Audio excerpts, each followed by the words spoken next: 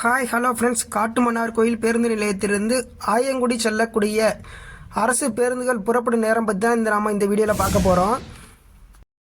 இவை அனைத்தும் பேருந்து நிலையத்தில் வைக்கப்பட்டுள்ள அட்டவணை அடிப்படையில் பதிவிடப்படுகிறது. இந்த ஃப்ளவர்டெக் யூடியூப் சேனலில் பார்த்தீங்க அப்படின்னா பேருந்து நிலையத்திலிருந்து செல்லக்கூடிய பேருந்துகள் புறப்படும் நேரம் பதிவிடப்பட்டு வருகின்றது. காட்டுமன்னார் கோயில் பேருந்து நிலையத்திலிருந்து ஆயங்குடி செல்லக்கூடிய அரசு பேருந்துகள் புறப்படும் நேரம் பார்த்தீங்கன்னா காலை 5:25, 5:45, 6:45, மதியம் 12:05, மதியம் 1 மணி,